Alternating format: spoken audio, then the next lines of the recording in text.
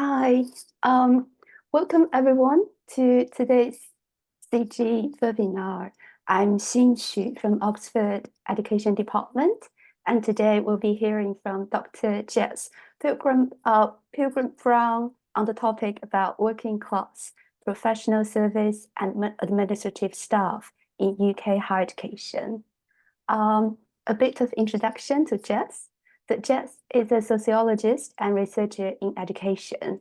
She focuses on issues relating to social class, gender, and wider social inequalities.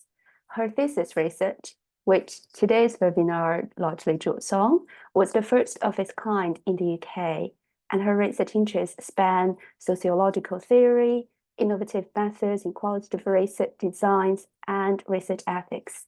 She is a current senior research associate at the University of Bristol and a postdoctoral researcher at University of Oxford. I'm also glad to share that today's webinar is part of the CG webinar series, All Research on Research, which drew on our Research on Research project. The next ones will be this Thursday, next Tuesday, and Thursday.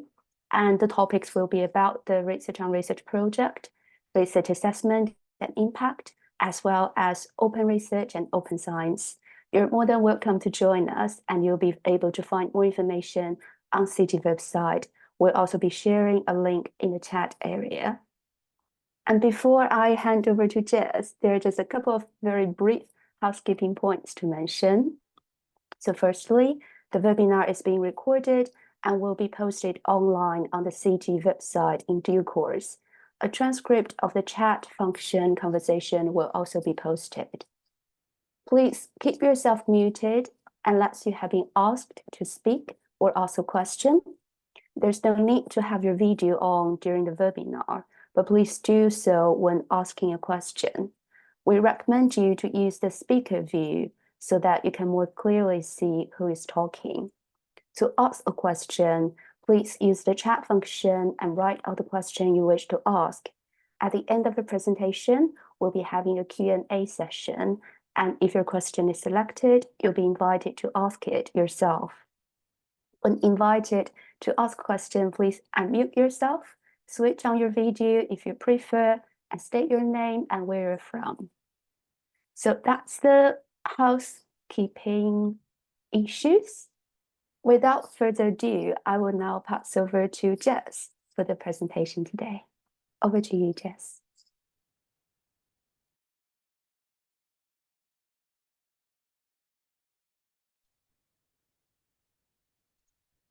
Thanks, Shin, and thanks for the introduction. It's really nice to now be Dr. Jess Pilgrim Brown, which seems very bizarre. So as Shin said, I currently work as a postdoctoral research assistant at the University of Oxford, where I'm working on the CG Research on Research project. I'd also just like to take a second to say thank you to everyone for making the time to listen to this presentation. I'm really grateful for the opportunity always to share some of the research that I've done. And I'm going to be presenting the findings from my EdD thesis research, which was called Doing the Heavy Lifting, the Experiences of Working Class Professional Services and Administrative Staff in Russell Group Universities. In the webinar today, I'm going to provide you with a brief project overview, including methodology, theoretical framework, position approach, and the findings from some of my literature review. What I really want to emphasise in this presentation, though, are the voices of the people who took part in the study, and therefore quite a large amount of the presentation is dedicated to discussing the findings and excerpts from participants. Whilst this study focused on a previously understudied gap in the intersection between social class and professional services work in the UK, the presentation will particularly focus on issues which surfaced during the research related to reward recognition and responsibility. As I'll discuss in more detail later, I take the approach to analysis of Brown and Clark, with that being the approach of reflexive thematic analysis. And as such, it's important and embedded within the project that the researcher, my own experiences and perspectives are brought into the picture.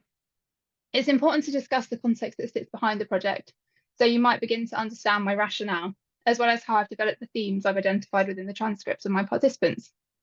So personally, I grew up in a single parent family and was the first generation in my family to go to university. And post-university, I kind of found myself working in multiple jobs, mostly in bar work, in retail and hospitality. And after kind of retiring from sport at 27, I started working in professional services role in a Russell Group university.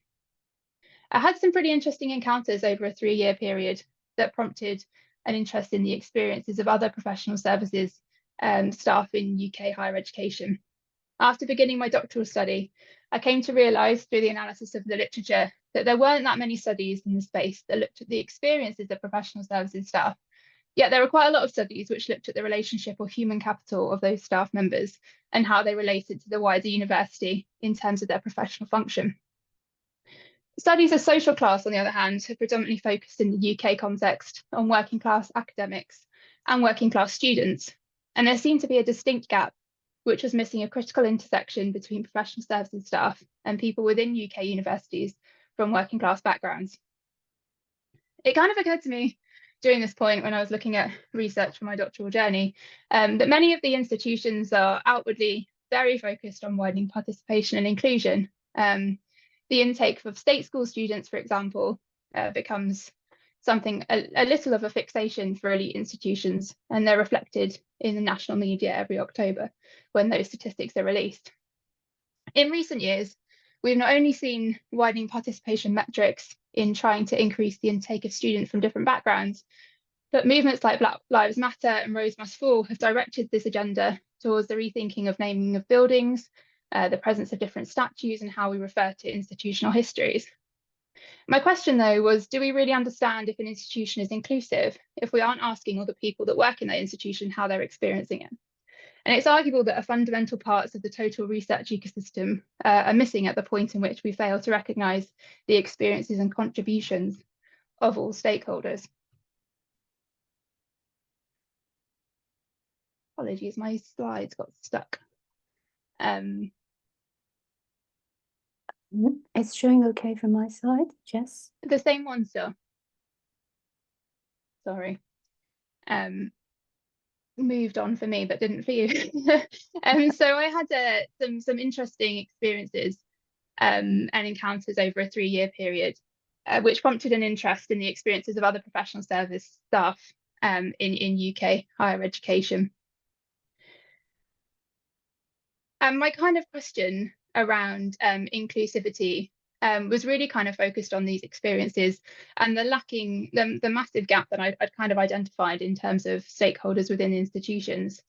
Within the existing body of literature, I found a really strong predominance for the use of Bourdieusian theoretical framework. And yet within those studies, the recruitment criteria for each broadly disagreed. The literature I noted featured studies using recruitment metrics, such as being in receipt of free school meals, tundra data, polar data, self-identification, going to a state school, parental occupation, parental education, and which newspapers parents read. As such, for this project, participants were asked to self-identify, which obviously clearly has a distinct set of limitations. But the idea in doing so was to be able to conceptualize the terminology in more detail. In terms of research questions, my research questions were formed both as a result of personal interest and experience and the scoping literature and review, as I've mentioned already. These are further refined by the findings of my full literature review, which took a systematic approach. My research questions were as follows. What are the experiences of working class professional service and administration staff at Russell Group universities? And how is a working class identity conceptualised by working class professional services and administration staff in Russell Group universities? In terms of approach for this presentation, I'm purposefully not focusing as much on methods, perspective and theory, but I will give a brief overview here. The research perspective for this study emphasises the voices of the individual and the construction of a million tiny truths over the pursuit of an objective, indisputable truth. Previous studies around working class people in universities have focused on the interrelationship between habitus, field and doctor, and I therefore felt that Bourdieu was an appropriate lens. I will speak briefly, if I have time, about some of the critical limitations in using this theoretical framework in studies of social class, of which I believe there are many which surface throughout this study. In terms of method, I integrated the use of Clandinin and Collily's approach to narrative inquiry with a more traditional semi-structured interviews to embed personal narrative and history and the context necessary to explore conceptualizations of working class identity. Lastly, I approached both the study formation and the analysis following the approach of Brown and Clark and reflexive thematic analysis in embedding myself as a co-constructor of the research. I'll speak later at the end of this presentation on some of the associated difficulties with using reflexive thematic analysis in terms of ethical considerations. In the next few slides, I'm going to summarize the findings from the analysis of my transcripts. In total, I had 13 participants, with each interview taking place on Teams and lasting between 45 minutes and an hour and a half. And that meant for some people, I had over 40 pages of transcript to analyze. In terms of demographic characteristics and roles, the sample was predominantly white and predominantly female, of 4 men to 9 women, and 2 participants actively described themselves in other terms other than heterosexual. The participants in this sample were from 7 different Russell Group institutions, including 2 collegiate universities. They overwhelmingly worked in widening participation or student-facing roles, with the exception of 2 participants who worked in technical or IT-related roles. The interviews all took place during the summer of 2022. And the small-scale nature of this study was designed to be an initial piece of scoping research in a fairly new field for development further on. I've categorized the findings into 3 main groups: the concepts of a working class identity, the experiences of working in Russell Group universities, and the cross-cutting themes and mechanisms which existed throughout the study. For this presentation, I will focus on the experiences of participants within my study in their institutions, with a brief overview on conceptualizations of a working class identity. I've previously reported on how working class identity was conceptualized by my participants to answer some of the greater epistemological questions of what it means to be working class. I found here that rather than adhering to traditional concepts of class as being inherently connected to the mode of labour and production, that participants explained their class status in terms of a number of factors, which included occupation, but also included poverty, financial hardship, disposition of taste, associations to cultural capital, and things aligned to the Social Mobility Commission indicators of free school meals, parental occupation, parental education, and type of school attended. There are also a number of elements which I refer to as interwoven narratives. And these things spoke throughout the different parts of the interview, both within the narrative inquiry section and the semi-structured interview portion of the same research, to do with things like luck. And they also included things like the importance of facilitating networks and a sense of belonging. Firstly, as I identified by my research questions, I wanted to understand how class is conceptualized by participants. The rationale behind this was determined in my literature review, which used a systematic approach to find studies with working class people. And as I've mentioned previously in this presentation already, one of the key findings from the review was that studies over the last 20 years have broadly disagreed about identifying participants. And some studies have used things like polar data, some have used self-identification, which has been heavily criticised, some have used receipt of free school meals or first in family to go to university, as well as a kind of plethora of other indicators which kind of been used among and within one another. As part of the methodological approach, the first part of my interviews used narrative inquiry to understand participants' deeper life context. And here I asked them why they had answered the call for participants. There were examples where participants expressed their identity as working class through the construct of employment, most notably through the employment of their parents. In this sense, they referred to particular roles such as builders, plumbers, decorators, manual labourers, mine workers, and bus conductors. And that's in line with pretty traditional concepts in the UK of working class identity. However, what was interesting is that this was far from ubiquitous among my participants. Neither was it given as the sole definition of class in any one instance. And here I look at the other indicators participants mentioned. For every single participant in this study, access to money and economic hardship form part of their description of holding a working class identity. Participants noted things like growing up in council housing, being behind on access to technology, and being unable to afford basic necessities and access to transport as critical factors in their working class identity. Being aware of how different people around them were experiencing life was central to how many participants then defined their own tastes. Relating to the concept of Bourdieu's hierarchies of taste and presence of different kinds of cultural capital, many participants define their situation in relation to the tastes and dispositions of those middle-class peers that they'd had around them growing up. And this often translated as evidenced by these excerpts on the screen at the moment, as an inability to be involved in conversations about life experiences that participants in the study had not had. Participants reflected on these differences, both within their home environments growing up, but also how some of these aspects permeated into their current working lives. Being able to belong to conversations or fields was a central tenet of dislocating their own working class identities from the social class identities of those people around them. It's worth noting here that participants also define their class identity with regards to other themes, such as first in family to go to university, being in receipt of free school meals and their parents' education, as well as the markers indicated on screen. And this suggested to me that the concept of working class identity, at least for these participants in this project, had changed over time, moving from an association with the type of employment to largely economic factors and factors relating to relative financial disadvantage. In the second part of the interviews, participants were asked to describe the features, elements, and experiences of their lives as employees in non-academic professional services roles in UK higher education. Participants spoke about reward, recognition, and responsibility in a number of different ways. I identified how value was attributed to work through a number of different means. One of these in particular was associated with the volume of work, workload, a lack of remuneration or adequate pay. A culture of overwork was present in the transcripts from participants in this study and pervaded throughout different issues relating to the experience of work. What I think is quite interesting to note here is that in an academic context, the notion of overload and workload is often linked to notions of academia as a vocation and a responsibility that extends beyond workday parameters. However, it's quite clear from participants here that the same imposition was also loaded onto professional services staff here, either from an involuntary perspective or indeed what seemed to be voluntary. It's critical to note that I found a relationship here between voluntary overwork and a sense to go beyond for a group of students. And often within the interviews, participants who worked particularly in widening participation roles were keen to ensure that students from marginalised and working class backgrounds were well supported. I found considerable evidence to suggest that they felt a parity between their own backgrounds and helping these students to flourish at university. That being said, remuneration was insufficient for participants here, and some spoke at length about their universities bargaining on brand, reputation, or in one case, how beautiful the environment was to work in, as commensurate with paying an adequate or competitive wage.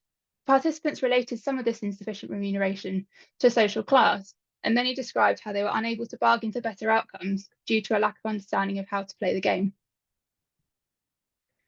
For many of the participants in this study, they were highly qualified individuals, often with a PhD or master's degree, and yet often felt they were unable to progress in their careers due either to a lack of qualification or because the career path or trajectory had no further steps left. The provision of career development opportunities seemed to be dependent in many cases on the input of their immediate line manager, training opportunities available, and a culture of progression, which they perceived as being present in their immediate department. Where some participants described a good level of training options available, experiences of different departments within the same university often differ greatly. Some who had moved between different parts of the same university explained a frustration at being unable to access other opportunities. For example, in one instance, the participant was able to access a secondment in a former role, which they found beneficial for the development of skills and knowledge. And yet on moving departments, they were unable to continue with those kinds of activities. In some instances in particular, technical colleagues expressed their dissatisfaction that future promotion would have to come at the expense of people management, despite their functional roles in IT, programming, or other technical related skills. For those who worked in more skills-based and technical roles, adopting soft skills, which might be useful in line management, and therefore progression, felt inaccessibly and unwieldy, given their expertise, as mentioned above, and their social class background. It was clear also that where universities were making quite big decisions, such as relocating a campus in one instance, that they'd not implemented a mainstreaming framework and therefore failed to take into consideration the impact these policy changes would have on people with different personal demographics. For one participant in the study, a campus relocation 60 miles south meant that he had to leave a job he enjoyed due to caring responsibilities that meant he was tied closer to the local area where the university had originally been. As such, in this case, he was forced to take a role at another institution at the sacrifice of his current pay grade, which he expressed limited his potential for progression in his career.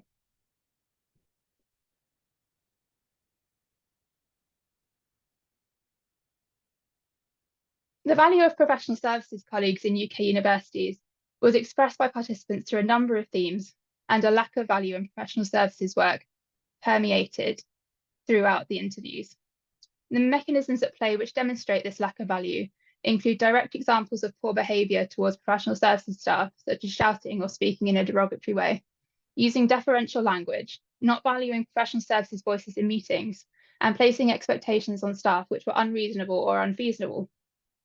At times where professional services colleagues demonstrated historical instances of speaking up, they often reported being shushed or told to get on with their work, and therefore not taken very seriously.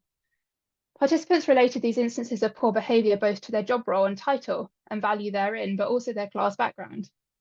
Value was articulated through structures and cultures within staff hierarchies, with participants expressing that they felt undervalued by the way of convention in interaction structures and being asked to take out responsibilities outside of their immediate job remit.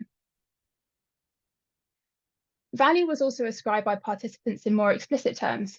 They reflected on a number of key areas when it came to relationships with different stakeholders in the university, including relationships with academics, relationships with students, and relationships with other professional services staff.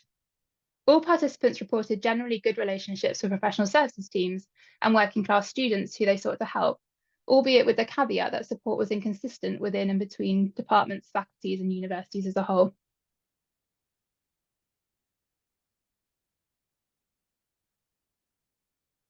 This was particularly the case in circumstances where they identified others as coming from working class origins.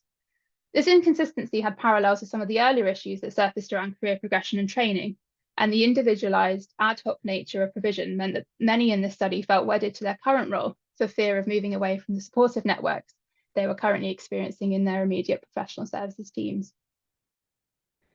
Where participants mentioned relationships with students from other social class backgrounds, these relationships were reported with a distinctly negative framing. One participant explained to me that despite being the person who was leading her particular jurisdiction, she was regularly questioned and asked whether she could really be the person in charge. To her, this was partly a result of her position and role within the university, but also critically intersected with her working class identity. As someone with a strong Northeast accent, she felt that she was exposed to derogatory behaviour from students that she perceived as coming from elite backgrounds. Working class professional services staff in the study were also subjected to poor behaviour, disdain, a lack of respect, and with derogatory and demeaning action on the part of academics and students from other social class backgrounds. The single most common theme when asked what the least enjoyable part of their role was unequivocally the relationship they had with academics. Participants referred to these behaviours as being a result of a high degree of value placed on academics, a sense that academics were the ones, and I quote, who were shining, a lack of regard for professional services work, and a sense that professional services staff could be used to carry out often demeaning and non-contracted work, even whilst ill or on leave. This was seen to be particularly pronounced for those from working class backgrounds. Part of the pervasive narrative throughout each interview is how any positive experiences of working within these institutions is often punctuated by distinctly negative or demeaning behaviours from academics towards professional services staff.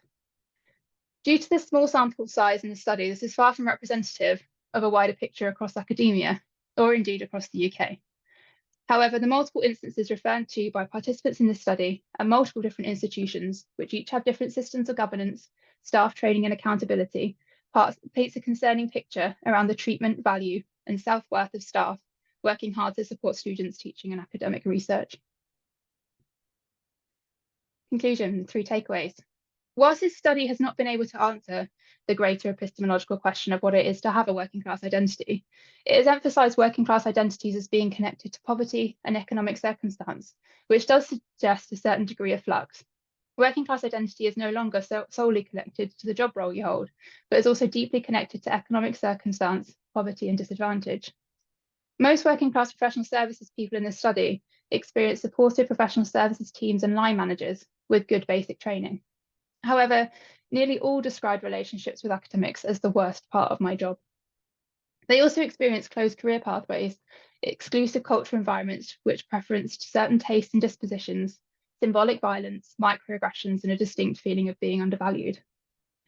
Value was also attributed to professional services working consistently. This is represented by participants as an inconsistency in access to promotion and progression through value asserted by structures and process within the institution, and an insufficient remuneration for work performed. I found that there were cross-cutting themes in addition to the findings presented here, which related to working class identities, and they were implicit throughout the transcripts. And these included the presence and absence of facilitating networks, a sense of guilt. In some cases, quite a few cases, respondents replied to questions around their social class status as feeling like a class traitor, and that was quite a common occurrence within the narratives. They also had an extreme sense of continuing financial anxiety, even despite in many cases now being in fairly solid employment on good wages, despite feeling undervalued in terms of remuneration for additional work. And there was also this continual thread, a narrative of the feeling between hard work and luck. And this thread that ran through of feeling completely underappreciated and undervalued. The point about the thread around luck is a really interesting trope that we see through a lot of working class studies in the UK, but it was very much pervasive throughout the transcripts and the interviews that were conducted. The sense that people were lucky to be there, were lucky to have a job, particularly given the context of the study in 2022 and the advent of the cost of living crisis. In terms of where we're going next, so this study opened by discussing how far universities were truly adopting an inclusive agenda, alongside a new determination for widening participation, access, and the recruitment of marginalised students. I strongly believe that true inclusion within organisations can only be realised through the lived values of the institution and the people who work within it on a daily, weekly, monthly, and yearly basis. This study has shown that whilst many of the institutions in the study have sought to increase inclusion through measures like widening participation schemes, removing statues of problematic historical figures, renaming buildings, increasing state school intake, increasing scholarships, and admitting more people from marginalised backgrounds, that the experiences of people within the institutions still suggest they have not experienced true inclusion, and that is to be fully accepted, integrated, and valued. I did also want to add a last personal note on reflexive thematic analysis. So I'm consistently reminded when I engage with the work of Brown and Clark through publications and books, seminars, for example, that I'm a visible part of the research as it is reported in the process of reflexive thematic analysis. And I've therefore been mindful to include my own interpretations where they're relevant. I wanted to end the conclusion of this presentation with a reflection of the process of learning to include myself as visible within the narrative. Using narrative inquiry to allow participants the space to discuss their own life histories opened a space for me to share my life histories with the people who had so selflessly given their time to talk to me, even at a point in the academic year, and this study was conducted in June 2022, where all the participants within the study were under an immense amount of pressure and workload stresses. Often I found that participants wanted to engage in a two-way conversation, having been given the space to reflect their own histories, and they often asked me how my own experience had related to theirs, which is a fairly uncomfortable position to be in as a qualitative researcher and fairly alien. I think it would be a vast oversimplification to conclude that the process of analysing the transcripts and being involved in the kind of methodology and the construction of this research had been somehow cathartic or healing in some way. And I think actually that reporting that kind of narrative would be unethical and at worst pretty dangerous. And whilst I've been reminded throughout this research of some of the more tongue-in-cheek or amusing stories of growing up in a single-parent household, I've also been reminded of some of the experiences I had as a child, which affected my ability to build relationships far beyond being a child and into adulthood. And I'd say lastly that at times the study was incredibly difficult to conduct. Transcription and the write-up process often took me weeks at either one time. And to revisit some of the interviews as the personal histories had been delivered to me had been difficult to come to terms with, particularly given the closeness in nature of some of my own personal experiences. At its very essence, this is a study about the troubling, difficult, complex and uncertain lives that many working class people experience as they navigate spaces which were not designed to welcome them in. And I wanted to thank you for taking the time to hear some of their stories. I welcome any questions that you might have, but in case you were interested in any of the other work that I'm going on to do, there's a link both on the screen at the moment to my full thesis and also a paper that I've written around conceptualizations of working class identity in UK higher education, and I'd be really welcome to speak further on any of the things that I've presented today. Thank you so much, Jess, for your excellent presentation and all your care in doing this research and all your hard work on this important topic. We've learned so much from you today and also from your research. So I can see there are questions popping up in the chat area. So firstly, can I invite Hannah to ask your question, please? Thank you. Really fascinating talk, and I'm sure very important research. So I'm excited to see what direction it goes in. I was in uni admin about 15 years ago, and there was very much a culture of us versus them. My manager at the time got me on side actually by saying how difficult it was for administrative staff to work with, certainly certain academics, not all. And I'm wondering, why do we think specifically this might be? What are the precise difficulties and what's causing these barriers? I thought perhaps it could be perhaps a contribution towards this is the fact that there's a lack of socioeconomic background not being a protective characteristic yet. And I know there's various lobby groups trying to make it so.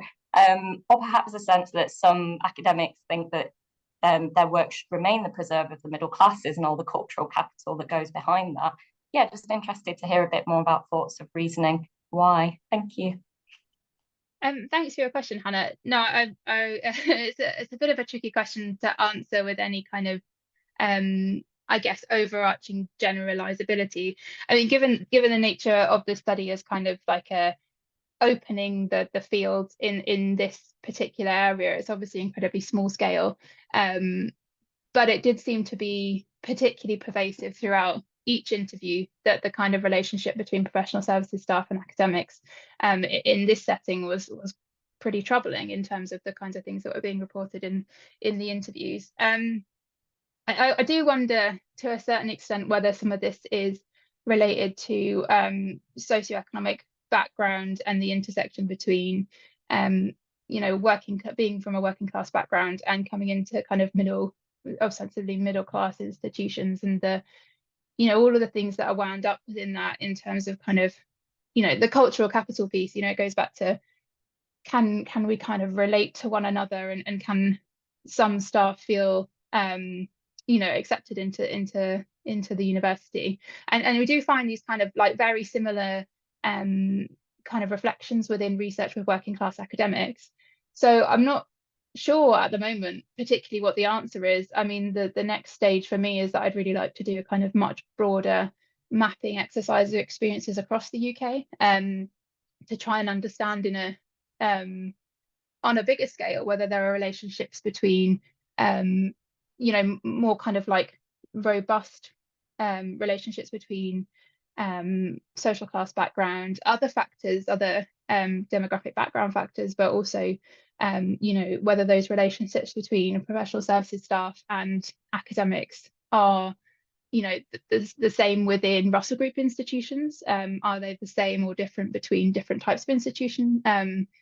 For example, I did this study whilst at Oxford Brookes University, so at post 92, and I just wonder whether we see the same sort of patterns within different types of institution within the UK. I think one of the interesting points which came out within some of the questions about value as well within this study were that in a lot of cases they're kind of very reliant on differences between department, differences between faculty, and sometimes the experiences of particularly things like career progression, promotion, and the assertion of value was quite dependent on whether the people within the study had really good experiences in different departments. So sometimes that could change within universities. So, I mean, I'm sorry, I haven't really answered your question, but I do think that this is like in terms of a way into a lot more, a lot of further research, a lot of much more open research in terms of a big mapping exercise. I think it's definitely started to open that channel, and I would kind of like to find and see whether these relationships exist. But I would kind of echo your sentiment that it's pretty worrying that if this is pervading through each one of the interviews that I conducted, that that's quite worrying. Absolutely. Thank you so much. Thank you, Hannah, and thank you, Jess. Our next question is from Andrea. could I invite Andrea to ask your question, please? Yeah, sure. Hi everyone. Hi Jess. So just a quick question. I think I joined a little bit late, so I missed your methodology, and you might have clarified on that. But there are other studies around in the Australian context and in the UK where it comes out that professional service members feel devalued by academics and feel, that they don't value their contribution and all these things that you said. Without distinguishing between are they working class or not, right? Just generally. So I just wonder how can you make sure that yours is really because they're working class rather than it's really a general problem between professional services and academics? No, thank you for your question, Andrea. And that's actually something, I can't quite get to the bottom of at the moment. As I said, kind of in the opening part of the presentation, this is very much designed as kind of an initial scoping study into an area which is pretty understudied in the UK context. And so the kind of distinct relationships between whether this is as a result of kind of friction between social class identity and whether it's a distinction between value of professional services staff as opposed to academics, whether it's kind of a case of one or the other is difficult to discern at this stage. I think some of the reflections that probably I didn't get time to share within this presentation were that in a lot of cases within the interview transcripts, participants themselves believe some of the kind of inconsistencies in value attribution to be as a result of social class background as well as like a devaluing of professional roles. So I did, I can kind of think off the top of my head of a few examples where people said to me that they believed that academics felt that they were stupid, and they felt the need to kind of like show that they weren't stupid, but at the same kind of level, the feeling, and that being they were associating that to kind of a sense of kind of working class identity and accent, particularly, but also in a similar sense that just the ways and modes in which things like meetings were taking place, that they found a kind of difference in between going into an academic meeting, going into a professional services meeting, and that they were kind of boundaried language and such forth, which were kind of making those two things very explicitly different. So I don't really have the answer to the question of where the root is for some of the problems and things that were being reported by participants, but I think there is a bit of both within the transcripts, and also some of wholly that being a result of social class background, but also a sort of value attribution towards professional services work as opposed to academics. I don't know if that really answers your question. Okay, yeah. Can I just follow up with you quickly? So does it mean if you would design another study, right? You said you want to continue working on the topic, and you would just literally answer non-working class professional service members, right? That you would expect different results, that they do not feel devalued, that they feel respected, that like all these issues shouldn't come out then. I don't necessarily think that. No, I think there were elements within the study that showed there was this level of devalue within attributed towards professional services staff, but also due to working class background. The idea in terms of designing a future study is that what I've applied for funding for going forwards is to do a kind of a large scale survey tool mapping exercise of research professional and professional services staff experiences in the UK much more widely. And within that, I kind of see, ask a number of different questions around personal demographic background, and really looking at the intersections between, type of institution, demographic background, and also kind of role, and really drilling down into some of the kind of more granular detail around, what professional services role are people in specifically, kind of grading, size of institution, type of institution, and then kind of personal demographic background, and to really look at the kind of sort of a more multivariate analysis of how that kind of looks as a result. So that's the kind of the idea with the next step. Cool. Okay, thank you. Thank you, Jess, and thank you, Andrea. our next, can I invite David to ask your question, please? Hi, can you hear me okay? Yes. Wonderful. Okay, just to introduce myself then, my name is David Crowther. I work at Cardiff University. My job is Learning Technology Support Officer, so I work in digital education.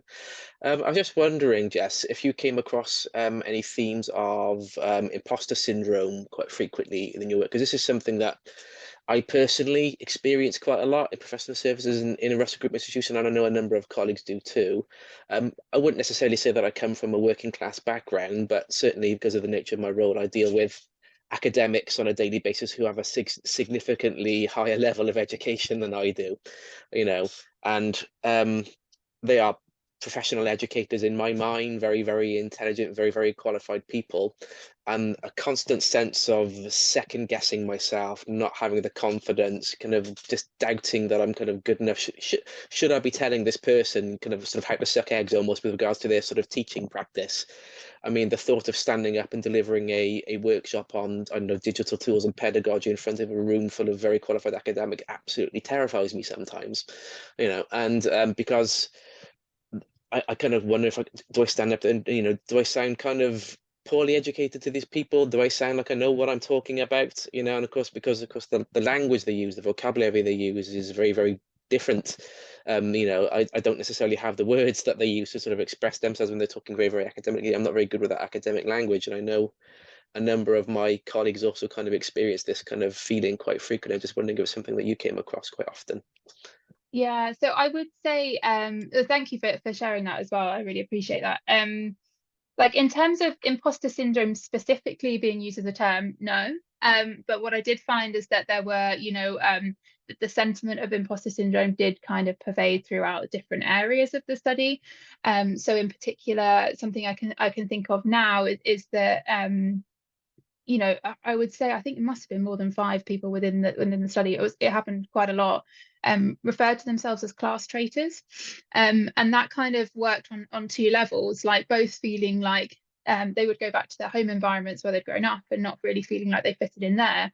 But then at the same time, they had this opposite sort of completely reflected experience where they would be within their institution and not really feeling like they belonged there. So they kind of existed in this middle space where on a number of different levels they kind of weren't very secure in feeling comfortable within their place of work, and that kind of materialized in a number of different ways. I mean, like you said, around academic language, that was something I found really strongly throughout the different transcripts, and kind of the way that I mean, one participant described it as like using deferential language to kind of go all the way around the houses rather than just saying, you know, I don't agree with you.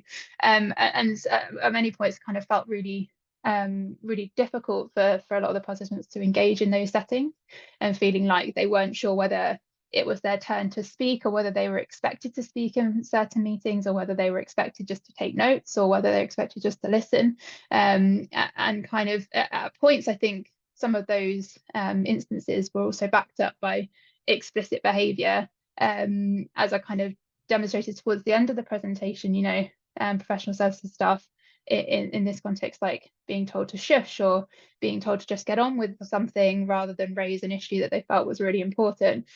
So I think, like, whilst that's not sort of an explicit imposter syndrome as such, there were definitely these kind of areas where this sense of belonging within the kind of current place of work really, you know, that really wasn't felt on a number of different levels. I mean, another one I can think of is I had a long conversation with one participant about styles of dress, and you know, she'd mentioned to me that it was kind of the non kind of, I guess, legislated work code that you should come to work in a dress. And then she's like, I've never worn a dress, like I wear the same, you know, these kind of clothes in a professional environment. But the kind of the status within the university was that, you know, this unwritten rule was that all women in professional services would come to work in a dress. And I kind of felt that this was, you know, slightly bizarre part of belonging to that institution. So there were these kind of facets where people were saying, you know, I don't really naturally fit in here. I think that there was I don't think I spoke about it here, but a reference particularly to kind of classical antiquity that that people have said a few times, you know, that academics have spoken to them and given a reference to some sort of like Greek mythology, and just completely unsure of what they meant or where they were going with that, you know, because of kind of that kind of lack of experience in that area. So I do think that's quite an important point, this kind of you know, Bourdieu talks about it as being like a fish out of water, and it's very much this sense that a few people said that very explicitly, but also the sense that that's kind of not just dependent on your historical context and your experiences growing up, but that this is something that continually is happening for some of these people on a daily basis. You know, the interaction between their home life and relationships from when they grew up, but also their home life in the present and how that interacts with their experiences of feeling out of place within working environments. So these kind of things were overlapping, not just kind of in the present, but sort of historically as well. So yeah. It's interesting your point there about sort of use of sort of deferential language and behaviours as well. I think particularly with regards to use of professional titles, that's something I've personally come across, where I could think of a particular situation where I was speaking to an academic who I felt that I had quite a good sort of informal relationship with, and on this particular occasion I referred to them just by their first name because I thought I knew them well, and immediately they kind of snapped back and said, "It's Dr. such and such" to me, and I felt immediately like I'd been slapped down, like, you should know your place, you know. But I mean, of course, yeah, they've got, you know, doctorates and whatever else, and, you know, in terms of education, several levels above me, but it did not make me feel quite small at that point, and I think that's perhaps something that sort of might happen quite frequently. That's an interesting point, actually, because there were, you know, someone, one of my participants spoke to me about how she was very keen to. So as I said in the presentation, a lot of people within the study actually, you know, have masters or PhDs themselves, and she explained to me how she was very, very keen to make sure that all those things were in her email signature, so that she was outwardly signaling, and in her own words, outwardly signaling to academics that she wasn't stupid, but also that she could kind of like correspond on the same level, because she kind of felt that she was being looked down on like constantly. So that was definitely something like that I found within the threads of the interviews. Yeah. Great, thank you. Thank you so much, David and Jess. So I would next invite Ian to speak, and also then Leanne, because they were sharing the points and questions on kind of a similar topic. So can I first invite Ian to speak, please? Okay, basically this is the story of my life. You may have seen my background in the chat. I certainly felt discriminated as a student, not only because of class, but because of accent. So those things go together. But even, I started as an administrator, and then, having been an academic registrar, became an academic with the OU. And so moved to the dark side. But in both cases, part of my role has been to explain the working class experience to people. So in the OU, I was advising on student special cases and complaints. One sticks in mind of a guy in the 7th floor of a block of flats in Toxteth in Liverpool, where he was doing work on robotics, and the postman had left the robotic arm outside his door. And if people who know Toxteth, it didn't stay there for long, and he got into this correspondence with the administrators, who said, "Where is this guy coming from? What's he doing?" Because he started to develop the Liverpool approach of writing to the computer with jokes. And that's, you know, another working class coping mechanism.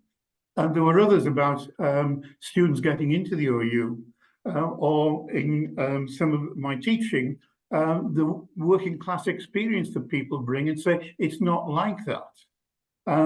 Just to talk to David, yes, I got imposter syndrome. I could hardly stop giggling for 2 years after I became a professor. It was not something, you know, that growing up on Teesside, you expect to happen.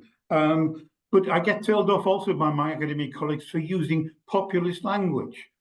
My research, which is, I teach leadership and management, I research it through the led and the managed. So I start from that often working class, lower levels in the hierarchy. And there is still that diminution, if you like, of the value of that research, that it's not looking at people who have a genuine voice, rather than saying, I'm giving them a genuine voice. So there are all sorts of class things, but it was mainly my recent experience is among, as I say, private school academics, where what I bring is not deemed to be valid experience because it's not their experience, and there is very much that tendency to other. But my final point, not in the former polytechnics, nor in the OU or Strathclyde, to be fair. So I've been very lucky, apparently. I haven't worked except as a visiting professor in Russell Group universities, and yes, I've met it there. But generally, I think with the binary, you've got the working class on one side and the posh tops on the other side. Thank you so much, Ian, for sharing. And can I then invite Leanne to speak, please? Hi, thank you so much. It's been very interesting and very validating of my own experiences. I would identify more as lower middle. I feel like I sit between the classes in a way. You know, lots of family members who are definitely working class, but then you know, I've had the privileges of being more middle class, and you know, I generally fit in okay in middle class situations, and yeah, I would be really interested in comparative study, as I've never worked at a Russell Group. I've worked at one non-Russell Group Red Brick and one post 92, and you know, looking back on it, I did feel more comfortable at the post 92. However, I wonder if professional confidence has something to do with that too. As by then I'd worked in HE for 8 years, and when I first started working in HE, I'd come from the NHS. I'd worked in a GP surgery, and the doctors, administrators, receptionist divide, there's actually like a three-pronged hierarchy there, was even more pronounced. So actually coming to HE felt much more egalitarian than that. And I have a question I've been thinking of in the last few minutes, and that is, did you speak to any working class people who had moved up into management roles, and did they report having to sort of mold themselves into a different image? You know, when the comment about having to wear dresses, you know, made me feel about how as I've moved up the professional ladder, I've started to dress in a different way. Even when I changed institutions, I've been very conscious of how I dress at the new institution and fitting in. You know, and I'm someone who has actually quite a developed personal sense of style. And clothing is one way in which I am comfortable expressing myself. But at the same time, I still kind of battle these insecurities about fitting in and looking a certain way. And my current institution, which is an odd one, the University of London Worldwide, or a distance learning provider, is quite formal in the way people dress in the office a lot of the time, despite the fact that we don't have the students present. So that's something I think about a lot, and how that would relate to class and moving up the professional ladder as well. Yeah, so interestingly, like there was one person in particular who was working in a kind of higher managerial role, and a lot of the difficulty they were having particularly was around kind of being sort of, she said to me, you know, about being taken seriously by students and like student parents. I'm not quite sure where the interaction was there, but she was from the Northeast and had a very strong Northeast accent, and she would often correspond with people on the phone. And one of the things that she found and she expressed to me was that she would often be asked to you know, be for the person on the other end of the phone to be moved on to whoever was in charge, and she was like, well, no, I'm in charge, like I am the person in charge, and they'd be very persistent and very adamant that like she couldn't possibly be the person in charge and that they needed to speak to the person in charge. And that was quite interesting, especially because she was quite local to the university originally, so her accent very much married with the local area that the university sat in, and she kind of found this like really quite frustrating. But at the same time, you know, when we were talking about kind of remuneration, she really felt like she struggled to bargain for kind of better outcomes in terms of she spoke about bonuses at length in terms of working above and beyond, and really struggling to feel like she'd managed to bargain within her job role for kind of elevated pay, or to be paid, you know, kind of for the hours that she'd done, or even getting toil, and she was really struggling with that. I mean, she identified particularly that kind of being a facet of not really having these kind of tools of kind of self-promotion and kind of soft skills that you might associate with potentially like privately educated or kind of middle class people coming up. And she found that really difficult in terms of kind of being able to advocate for herself. And I guess some of that goes back to the previous question about imposter syndrome from David, around not really feeling like the kind of tools were available to be able to kind of work within some of these systems in a way that should be much more open and much more enable all the people to work within the department or institution to be able to progress in that way. So I think that was quite a particular interesting point, where she got really quite high up within the management structure, but then was really feeling kind of like that she was hitting her head against a brick wall and not having this ability to move forwards. But yeah, no, definitely something I was finding.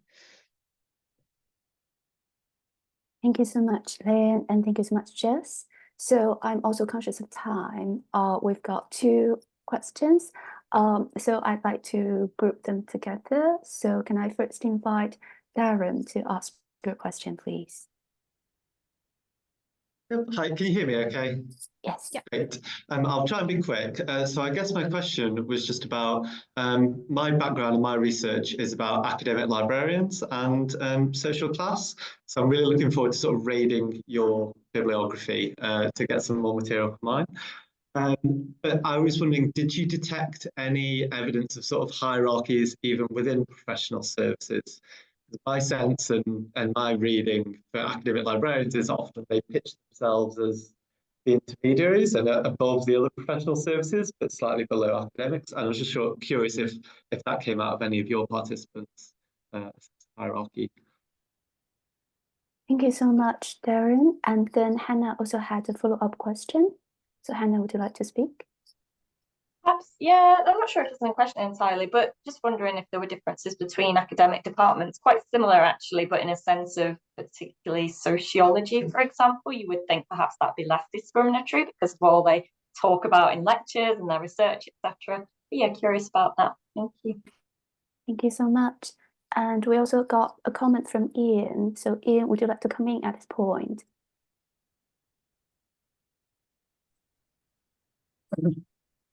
Sorry, I was just making a general point.